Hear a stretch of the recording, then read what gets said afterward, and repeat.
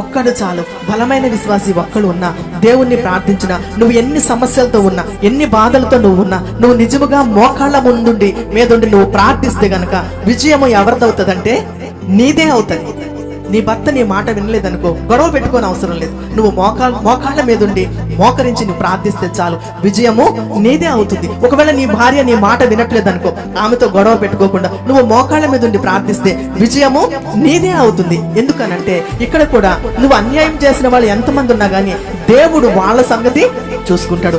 నీవు మాత్రం ఏమంటాడంటే, నీవు మాత్రము వాక్యానుసారముగా నువ్వు జీవిస్తే మనకు ఆశీర్వాదాలే అవుతాయి. అయితే ఇక్కడ ఆహాబు ఏమంటున్నాడంటే, ఆహాబు రాజు ఏమంటున్నాడంటే, ప్రవక్త చేతిలో ఈయన చిక్కుపడ్డాడు. ఏమని ప్రవచించాడు, ఏమని చెప్తున్నాడంటే, దైవజనుడుగా అక్కడికి వెళ్ళి ఏమంటున్నాడంటే, నీవు చేసిన పనికి దేవుడు నీ సంతతిని అంతటిని కూడా ఒకానొక దినాన నిర్మూలము చేస్తాడన్నప్పుడు వెంటనే ఏం చేస్తాడంటే, రాజు ప్రార్థన చేయడం మొదలు పెట్టాడు. అతను ఇశ్రాయేలీయుడే, ఇశ్రాయేలీల దేవుడు గొప్ప దేవుడు అని ఆయనకు తెలుసు. అయినప్పటికీ కూడా దేవునికి భయపడక ఈ భయంకరమైన పాతకాన్ని ఆయన చేశాడు. అయితే ఎప్పుడైతే కనుక ఏలియా పోయి గద్దించాడో వెంటనే పోయి ఏం చేశాడంటే పశ్చాత్తాపడుతున్నట్టు మనము చూస్తూ ఉన్నాం.